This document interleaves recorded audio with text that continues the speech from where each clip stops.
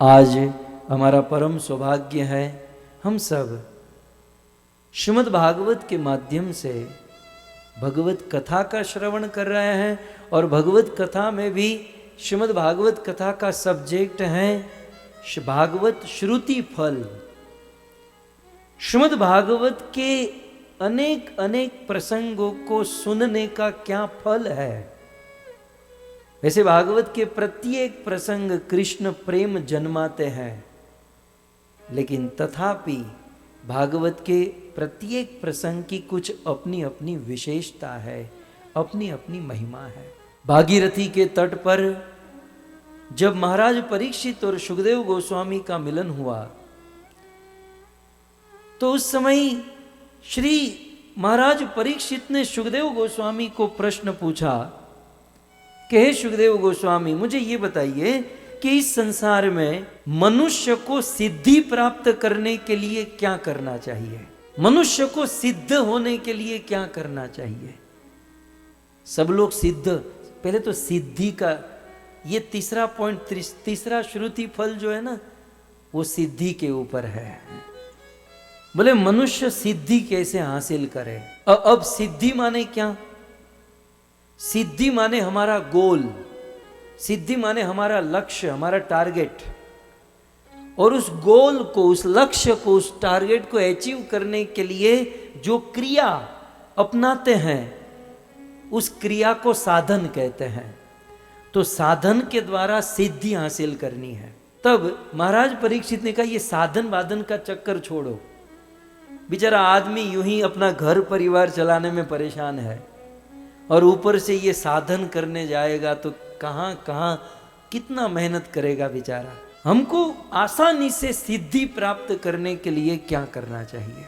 सुखदेव गोस्वामी महाराज परीक्षित से कहते हैं कि परीक्षित, सिद्धि तो बहुत सारी है। तो बोले महाराज, सारी सिद्धि के विषय में बताइए, कितनी सिद्धि है और उन सिद्धि को प्राप्त करने के लिए क्या करें।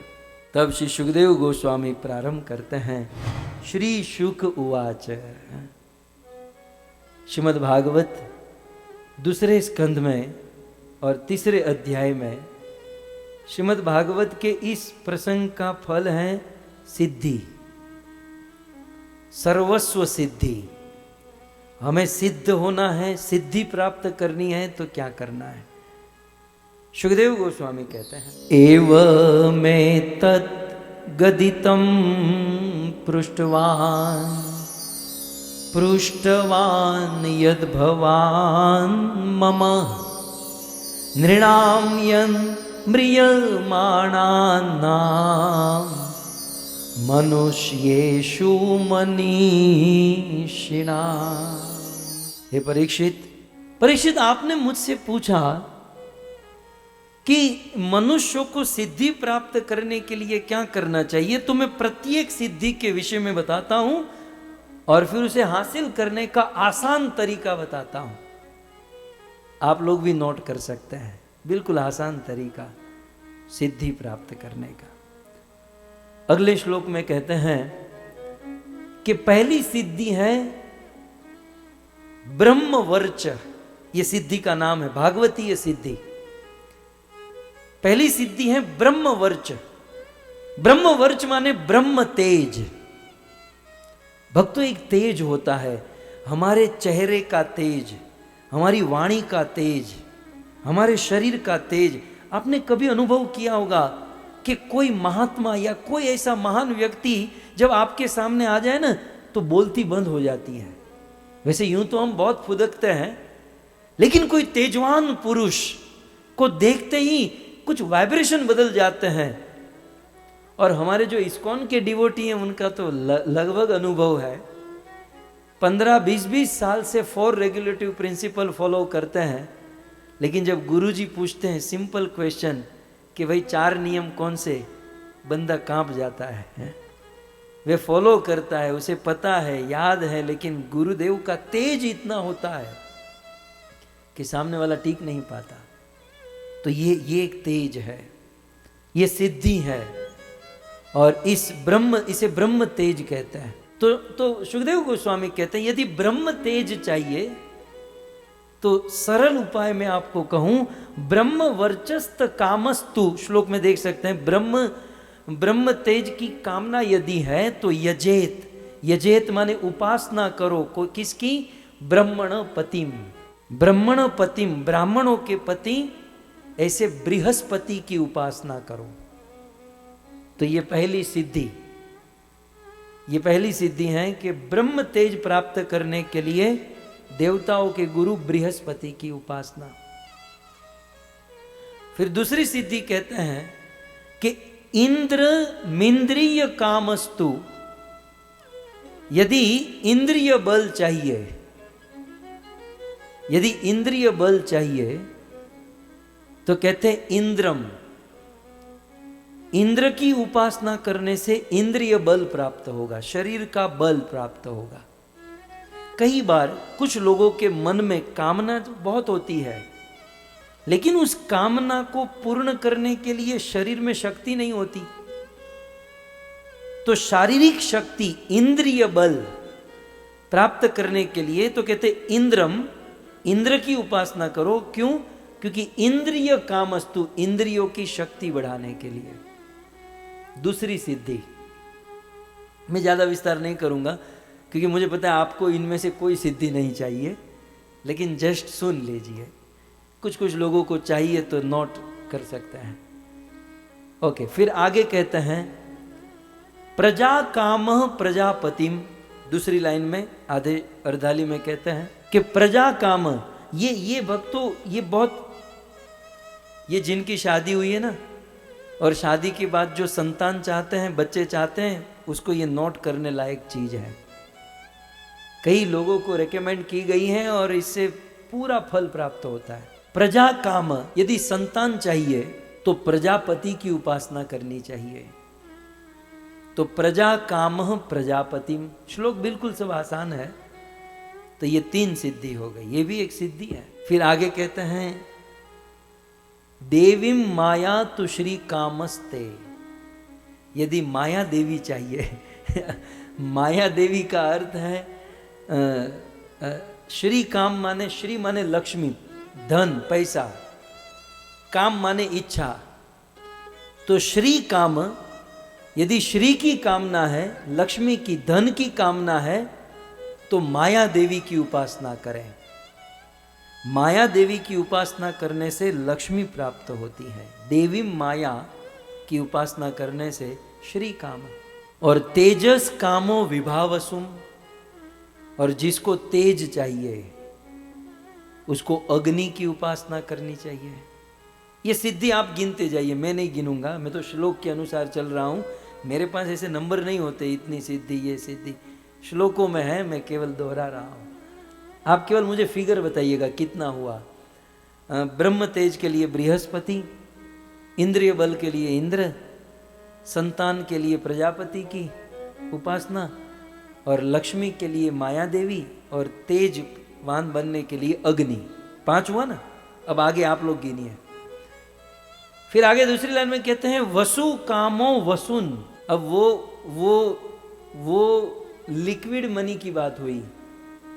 अब यहां पर प्रॉपर्टी या फिर धन के जो अन्य स्वरूप है ना, गोल्ड, शेयर बाजार के शेयर तो इस टाइप के धन की यदि कामना है तो वसु कामो वसुन, तो वसुओं की पूजा करनी चाहिए। फिर आगे कहते हैं वीर्य कामो अथ वीर्यवान, जिसको बल की कामना है, शक्तिशाली बनना है, उसे वीर्यवान माने रुद्र गण की उपासना करनी चाहिए। फिर आगे कहते हैं अन्नादि कामस्तु अदिति, यदि अन्न की कामना है, आजकल भूखे कोई नहीं मरता, खा खा के मर रहे हैं, लेकिन एक ऐसा जमाना था जहां खाने के वांदे थे। तो कहते अनाज की यदि कामना है तो अदिति की उपासना करें। फिर कहते हैं स्वर्ग कामो अदिते सुतान, स्वर्ग में जाने की यदि कामना है तो अदिति के सूत, अदिति के पुत्र माने देवताओं की उपासना करें। अनाज की कामना के लिए अदिति और स्वर्ग कामो अदिते सुता। अब देखो यहां पर एक बात समझ लेनी है, आपको जो सिद्धि चाहिए उस सिद्धि के लिए अलग अलग देवता अपॉइंट किए गए हैं। आप जिस देवता के पास जाओगे वो वही सिद्धि दे सकता है और कुछ नहीं दे सकता। आपको स्वर्ग चाहिए ना, तो वो देवता ही दे सकते हैं, किसी और के पास जाने की जरूरत नहीं। और यदि आपको मुक्ति चाहिए तो वो देवता नहीं दे सकते, देवताओं के पास वो कैपेसिटी नहीं है। जिनके पास जो जो कैपेसिटी है वो यहां पर सुखदेव जी महाराज परीक्षित को गिना रहे हैं। और इन देवताओं की कैपेसिटी बहुत कम है, सबकी एक एक कैपेसिटी आपके सामने रख रहे हैं। तो स्वर्ग कामो अदिति सुतान, फिर आगे कहते हैं विश्व देवान राज्य काम।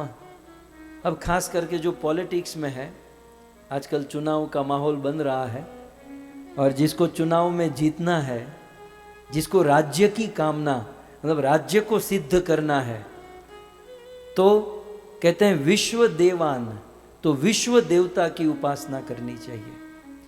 विश्व देव की उपासना करने से राज्य की प्राप्ति होती है। और केवल राज्य की प्राप्ति हो जाने से काम नहीं बनता, राज्य की जो प्रजा है वो भी बात माननी चाहिए ना, वो प्रजा अनुकूल होनी चाहिए। तो फिर आगे कहते हैं कि साध्यानंद सांध को विषाम, राज्य की जो प्रजा है उस प्रजा को अनुकूल बनाने के लिए साध्य देव की उपासना करनी चाहिए। साध्यान संसाधको विषाम, तो साध्य देव की उपासना करने से प्रजा अनुकूल हो जाती है। फिर आगे कहते हैं कि यदि किसी को आयुष्य बढ़ानी है, किसी को अपनी उम्र लंबी करनी है, तो आयुष्य कामो अश्विनी देवो, आयुष्य बढ़ाने के लिए स्वर्ग के अश्विनी कुमारों की उपासना करनी चाहिए। स्वर्ग के ऑर्थोपेडिक सर्जन। पुष्टि कामो इलाम यजेत, यदि जीवन में पुष्टि चाहिए, शरीर में पुष्टि चाहिए, तो इलाम माने पृथ्वी की पूजा करें। प्रतिष्ठा काम पुरुषो रोदसी लोक मातरो, जिसको सम्मान चाहिए, प्रतिष्ठा चाहिए, कीर्ति चाहिए, फेम चाहिए, उस सिद्धि को प्राप्त करने के लिए तो कहते हैं आकाश की पूजा करें। प्रतिष्ठा कामो पुरुषो रोदसी लोक मातरो, आकाश की पूजा करने से सम्मान मिलता है, प्रतिष्ठा मिलती है। सुखदेव जी कहते हैं परीक्षित, अब जो बताने जा रहा हूं ये सब लोग चाहते हैं। रूपा भी कामो, यदि रूप चाहिए, रूपा भी कामो, तो क्या करें? गंधर्वान, तो गंधर्व की उपासना करें। रूप, सुंदर रूप भी एक सिद्धि है, इस सिद्धि को प्राप्त करने के लिए गंधर्व की उपासना करें।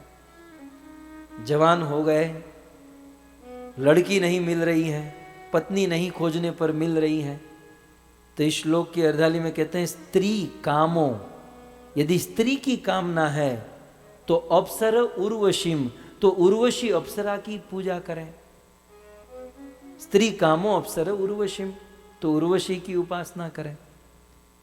अधिपत्य काम सर्वेशम यजेत परमेष्ठिना, यदि अधिपति बनना है, राजा बनना है, तो परमेष्ठी ब्रह्मा जी की उपासना करें। इस प्रकार एक के बाद एक बताते जा रहे हैं। आगे कहते हैं यज्ञम यजेत यशस काम, अपनी कीर्ति और अधिक बढ़ाना चाहते हैं, नेक्स्ट लेवल पर ले जाना चाहते हैं अपनी कीर्ति फेम को, तो यज्ञ की उपासना करें। कोश काम प्रचेतसम, यदि कोश की कामना है या भोजन की कामना है तो वरुण देवता की उपासना करें। विद्या कामस्तु गिरीशम, यदि विद्यावान बनना है, ये जो बच्चे बैठे हैं ना, विद्यावान बनना है, विद्या प्राप्त करनी है, तो क्या कहते हैं दूसरी लाइन में?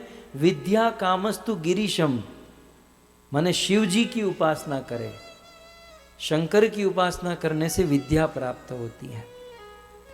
और दाम्पत्यार्थम उमा सतीम, अब शादी तो हो गई, दंपति जीवन प्रारंभ हो गया। लेकिन पति पत्नी के बीच में झगड़ा हो रहा है, पति पत्नी के बीच में मतभेद मनभेद होते हैं। तो पति पत्नी के बीच में प्रेम प्रगटाने के लिए, पति पत्नी के बीच में प्रेम आनंद मंगल करने के लिए क्या करें? तो बोले दाम्पत्य अर्थ उमा सतीम, उमा माने पार्वती की पूजा करें। फिर अगली सिद्धि कहते हैं धर्मार्थ उत्तम श्लोक तंतु तनवत पितृन यजेत। यदि अपने वंश की वृद्धि चाहते हैं तो वंश वृद्धि के लिए पितरों की पूजा करें। रक्षा काम पुण्य जानन ओजस कामो मरुद्गणात्।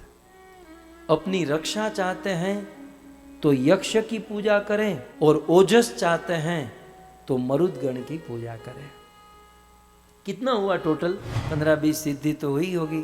सुखदेव गोस्वामी कहते हैं कि परीक्षित, ये सब सिद्धियां हैं और इन सिद्धियों को प्राप्त करने के लिए इस देवता की पूजा करें। महाराज परीक्षित सुखदेव गोस्वामी को कहते हैं कि हे सुखदेव जी, अब आपने ये देवताओं का लिस्ट बताया, किसी एक देवता की पूजा करने में पूरा जीवन समाप्त हो जाएगा, और पूरे जीवन समाप्त करके मिलेगा तो केवल एक सिद्धि।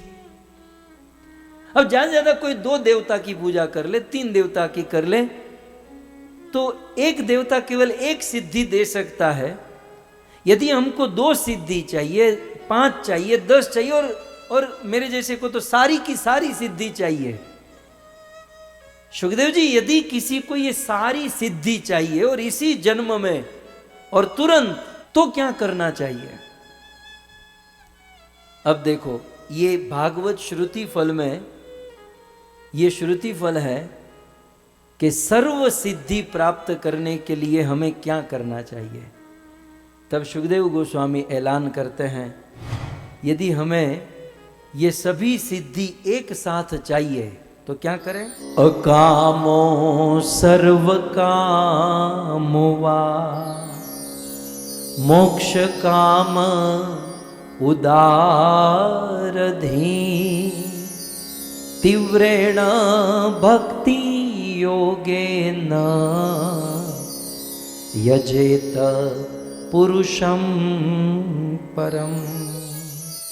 सुखदेव जी कहते हैं कि परीक्षित, मानो यदि किसी को अकाम, अकाम माने आप लोग जैसे, जिसको कोई कामना नहीं है, जो निष्काम है, मुक्त काम, जिसे कोई कुछ नहीं चाहिए, इसे कहते हैं अकाम। और सर्व काम माने मेरे जैसा, जिसको सभी कामना है, सब चाहिए है? उल्टा भी हो सकता है। तो अकाम सर्व काम, मान लो किसी की कोई कामना नहीं है, या किसी को ये सारी सिद्धि की कामना है, और किसी को ये जीते जी ये सारी सिद्धि चाहिए, और मरने के बाद मोक्ष काम, मुक्ति की कामना चाहिए, तो उस व्यक्ति को क्या करना चाहिए? जिनकी कोई कामना न हो, या जिनकी सारी कामना और सभी कामनाओं के साथ साथ मुक्ति की भी कामना हो, तो इन सारे देवी देवताओं के पास जाने की जरूरत नहीं।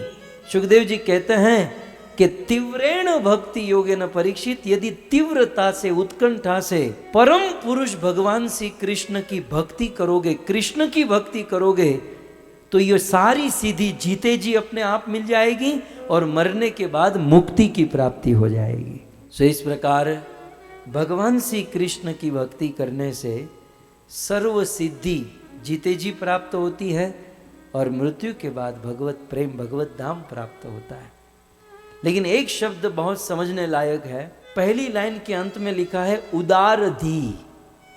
धी माने बुद्धि, उदार माने, उदार तो समझते हैं आप, हिंदी में उदार ही कहते हैं।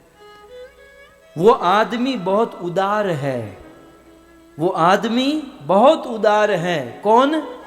जो इन सारी सिद्धियों को प्राप्त करना चाहता है, और इन सारी सिद्धियों को प्राप्त करने के लिए कृष्ण की शरण में जाता है। कृष्ण की शरण में जाने वाला व्यक्ति, या कृष्ण से कुछ मांगने वाला व्यक्ति भिखारी नहीं माना जाता। कृष्ण से कुछ मांगना लेना ये भिखारीपना नहीं है, ये उदारता है। कृष्ण उसे उदार मानते हैं कि चलो राइट प्लेस पर आया है, ये बंदा बिल्कुल ठीक जगह पर आया है, इसे जहां से मांगना चाहिए वहां पर इसने अपना हाथ फैलाया है। संसार में किसी छोटे मोटे लोगों के सामने हाथ फैलाते हैं या किसी देवी देवताओं के सामने हाथ फैलाते, तब तो हम भिखमंगे माने जाएंगे।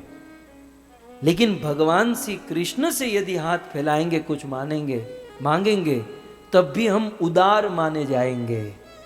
यही बात भगवत गीता में कृष्ण ने कहा, उदारा सर्वहिते। ये अर्जुन वो सब उदार है। कौन? बोले आर्थ अर्थार्थी जिज्ञासु ज्ञानी। ये गीता और भागवत कनेक्ट हो रहे हैं। बोले दुखी होकर कोई मेरी शरण में आए कि उनका दुख दूर हो जाए, या फिर धन की कामना से मेरी शरण में आए कि मुझे धन मिल जाए। आर्थ अर्थार्थी जिज्ञासु या ज्ञानी, कोई ज्ञान की कामना से मेरी शरण में आए, लेकिन फिर भी ये सब उदार है। क्यों? क्योंकि मेरे पास आ रहे हैं।